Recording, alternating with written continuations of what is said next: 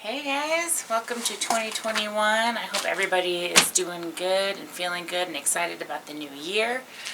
It's been a hot minute since I've been on here. I'm actually like a month late because I've been so busy with my side other businesses that it's been just very crazy, very busy, and I hope the same for you guys. I am going to be starting with a brand new deck, and I love it. It is absolutely amazing. It's the Light Seers deck, tarot deck, and it's just fantastic. I really like the imagery on it. I like the messages that it brings, so we're going to be using that today and probably throughout this whole deal. So I am going to focus, I promised in December's videos that I would be looking at love as well as the main focus of the month, and I wanted to focus on the astrological energies, and I devised the questions based on all of the different astrological changes that we'll see.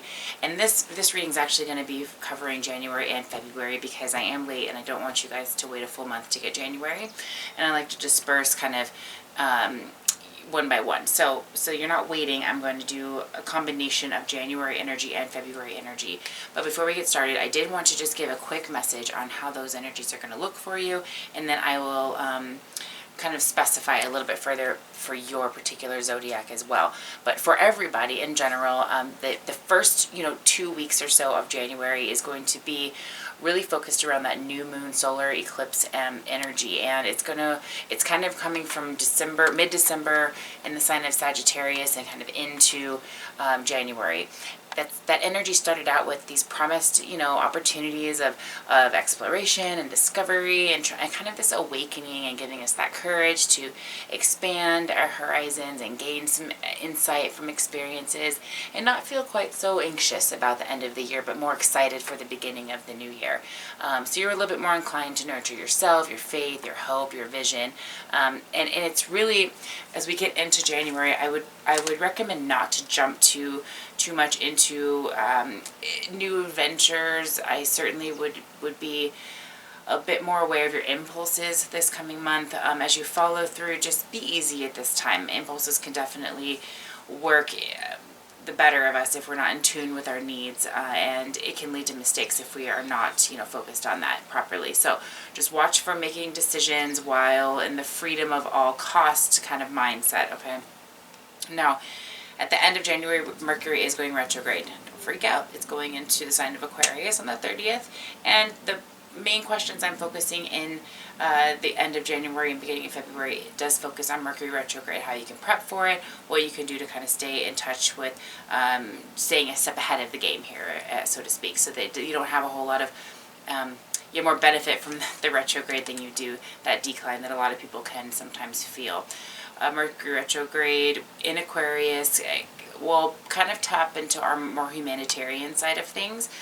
So more prone to inner muse when it comes to innovative ideas, or slowdowns and delays might be likely when it comes to productivity, as opposed to being more in touch and in tune with your relationships, if you will. Okay, as we get into February, we are going to have an accumulation of planets.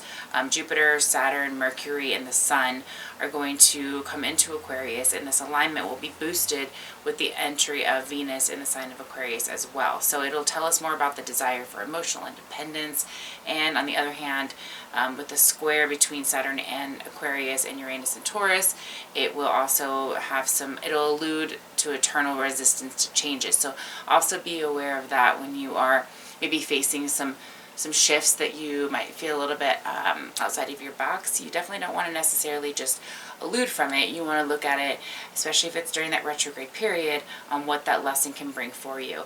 Other than that, the best time to ask for a favor is going to be February 12th through the 13th, when the planets are adding a special blessing in a beautiful way. Okay, so we're going to kind of get into this. I've got about 8 or 10 questions for you guys. I will find out the best message for you when it comes to love, and then when we get into the March readings, I will really start looking into that, but I want to focus more on you for the first part of the year. Okay, so let's get into it. I appreciate your patience with all that, but a lot of good information. I think you should be informed. That's super important, so let's get into it. All right, guys. Okay, Pisces. Okie dokie. So we're going to start with the January energy, which is going to include the new moon in Capricorn are the first two questions, the last quarter moon in Cap, and then the just overall Capricorn energy, all right? If you guys are interested in looking into your personal situation, feel free to let me know. A Reiki assessment and links will be down below. I will pull a card for your chakra to see kind of where you're at, but if you want to look into your personal kind of deal, feel free to reach out. Okay, everything is still on sale, so enjoy it while you got it. Now, where do you need to apply this Capricorn energy? Two of Pentacles. So applying some balance in maybe your life or home or romance. Overall, you maybe have found a girl or a guy that can kind of just covers all the bases that you like, and you're trying to find a way to really solidify that situation here. It could just be business in general. You're trying to find a way to, kind of which direction you want to go when it comes to business, getting some new ideas, getting some opportunities, some new ventures out there. That's where you really need to apply that energy. The best way you can do that is just to really get yourself out there. Start, consulting or asking around or seeing kind of what the options are. Really getting, kind of tapping into what really kind of floats your boat and what's your passion and what would be your ultimate, job, what would be your ultimate career, your ultimate relationship. What do you want to create in your life with that energy, with that passion? And what long-term goals need your attention here in January? The world. All right, well, that's definitely long-term. I was talking about the long-term journey and successful ability to set milestones in this particular month. And let's see what kind of area that's applying to. The Hangman. So there's potentially just been some situations that are kind of on hold. You maybe haven't been able to get the full understanding about situations, or maybe you have avoided sacrificing or surrendering what needs to be done for it, or you just haven't gotten that spiritual awakening as to what it all means just yet. But I do get the impression that some attention is needed into some of those long-term things as far as career-wise or bigger ideas, bigger plans. Okay. Ten of Swords, Page of Swords in reverse. So,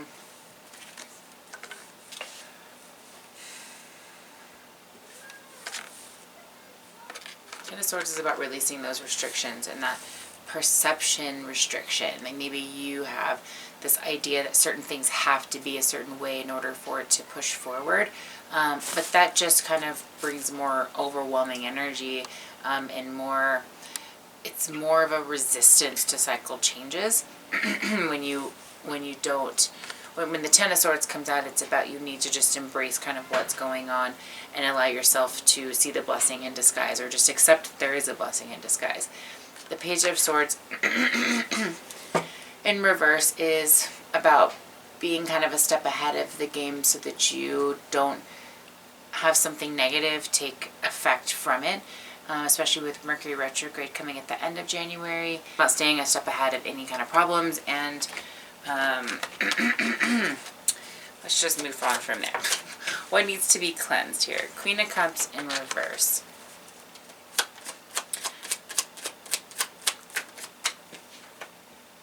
And the Empress in reverse. So you got some nasty, pent-up energy about somebody, about how they treated you, about, what's going on. It's just kind of sitting in there and kind of boiling and festering.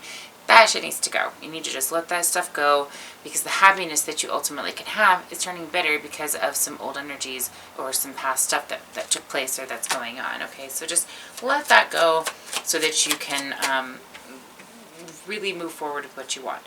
What further can you detach from? The Seven of Cups in reverse.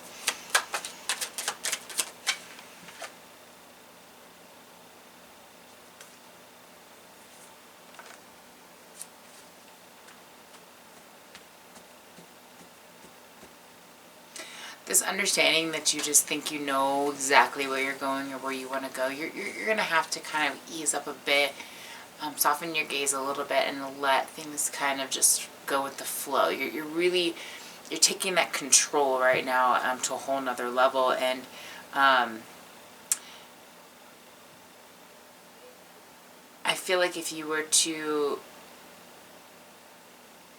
try and just judge the situation from a more, like if you were the counselor giving the information, what would you tell yourself if you were in this situation, and if that makes sense, or if you were someone else, what information would you need to make a difference? And that's really where I would just start from. Just start with organizing your world and getting things that are getting ideas that are well suited for your personality. Okay, do a little bit of back end work. In other words. Now, what's the next best practical step to take? 4 cups.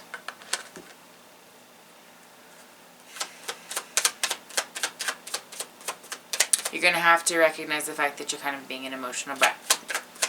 Sorry to be the bearer of that one. 4 pentacles. At that point, then you can kind of recognize why you're feeling that way, which is you're fearing loss, or you're fearing this not moving forward in the way that you want, or you're fearing certain things from the past will come back to that's where you need to start, in the box of just white, empty space.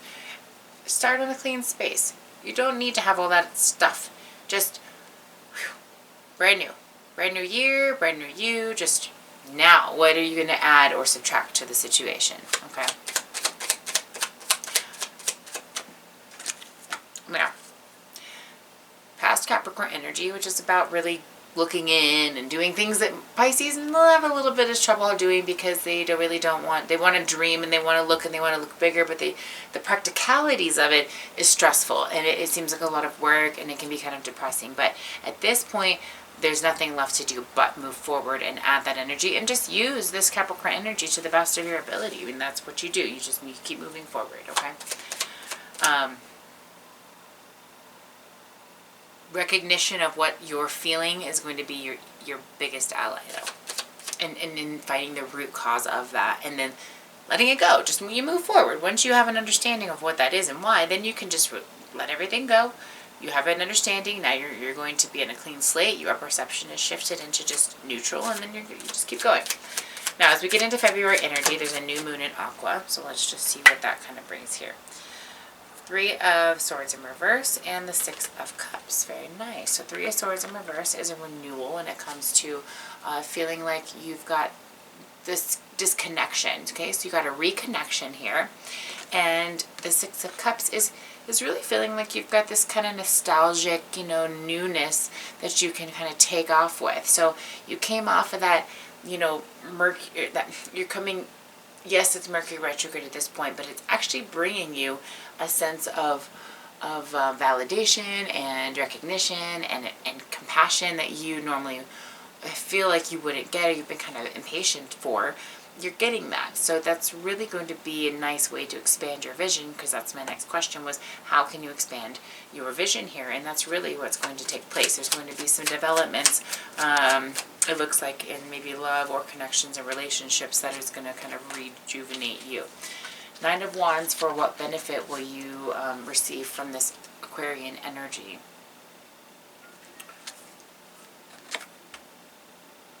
Confidence. I mean, more than anything, right? Confidence, perseverance, feeling like we can make this work. You can wait it out for the next step here, whatever that is. And the Star card. Aquarius also got the Star card this month, so for February and March.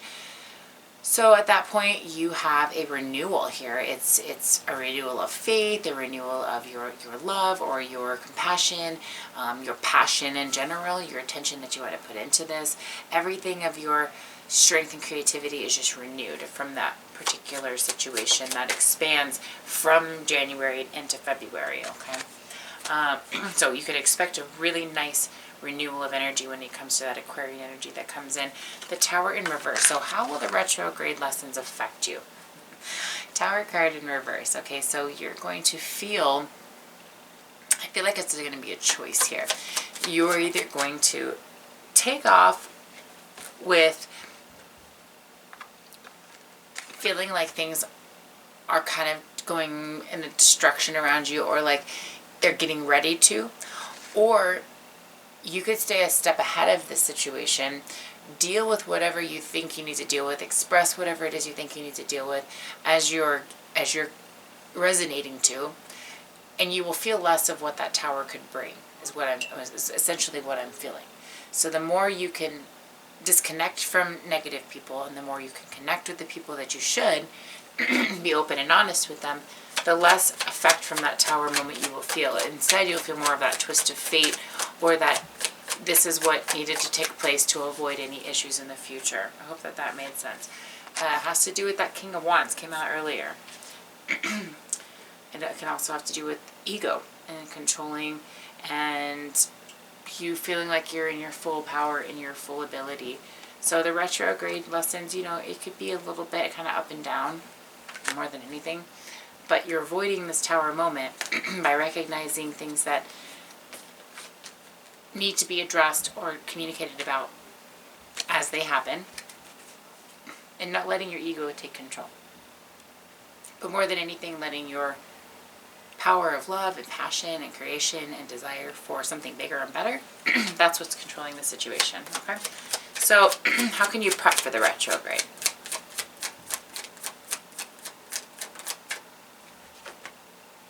Death and rebirth. And a lot of people are getting that for January. Death and rebirth. That's definitely, I mean, it seems like that's what January is all about. And the Six of Wands. So you release a sense of understanding that you thought you had. You let go. You allow the transformation to take place. And from that, you get really an incredible moment that allows you to feel like things are just happening for you.